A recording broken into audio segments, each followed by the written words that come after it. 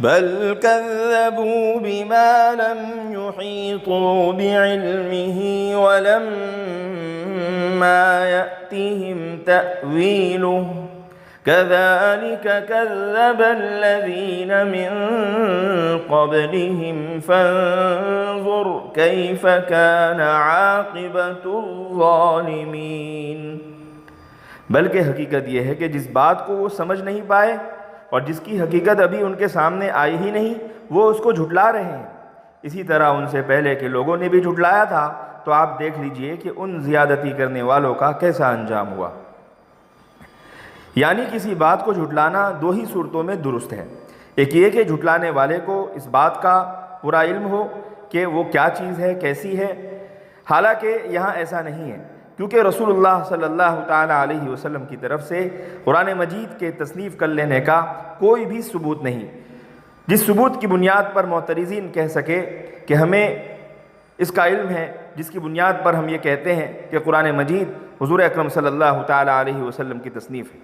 دوسری صورت یہ ہے کہ جو بات کہی گئی ہو وہ واقعات اور احوال کے ذریعے معلوم ہو جائے کہ یہ بات نادرست اور خلاف واقعہ ہے۔ جیسے قرآن نے جنت اور دوزخ وغیرہ کا ذکر کیا، تو ایسا نہیں ہے کہ ان باتوں کا غلط ہونا واقعاتی طور پر ثابت ہو گیا ہو، کیونکہ ابھی اس کا وقت ہی نہیں آیا۔ وَلَمَّا يَأْتِهِمْ تَأْوِيلُهُ کا ایک مطلب یہی ہے۔ دوسری تفسیر یہ بھی کی گئی ہے کہ قرآن کریم کو جھٹلانے پر دنیا ہی میں جو عذاب آنے والا ہے وہ ابھی ان کے سامنے آیا نہیں، اس لیے وہ اسے جھٹلا رہے ہیں، حالانکہ کسی بات کے پیش آنے میں تاخیر اس کے مستقبل میں واقع نہیں ہونے کی دلیل نہیں ہوتی۔ تو پتہ چلا کہ ان لوگوں نے قرآن کریم کو جو جھٹلایا ہے وہ محض اپنی جہالت، سفاہت اور کم تدبر، کم عقلی کی وجہ سے، تعصب و عناد انہیں اجازت نہیں دیتا کہ ٹھنڈے دل سے قرآن مجید کے بارے میں سوچے، قرآن مجید کے حقائق کو غور سے دیکھے۔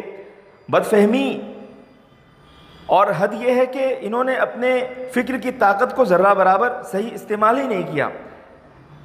اگر وہ صحیح طریقے سے استعمال کرتے، قرآن پاک کے دلائل اور عجائب کو پوری طرح غور و فکر سے دیکھتے، تو یقیناً وہ اس طرح سے نہ جھٹلاتے۔ بعض مفسرین نے تعویل کے معنی تفسیر کے لیے ہیں، یعنی قرآن کریم کے مطالب ان کے دماغ میں نہیں اترتے، اور بعض نے قرآن کریم کی پیشین گوئیاں مراد لی ہے کہ ان کے جھٹلانے کی ایک وجہ یہ ہے کہ بعض سادہ لوگوں کے حق میں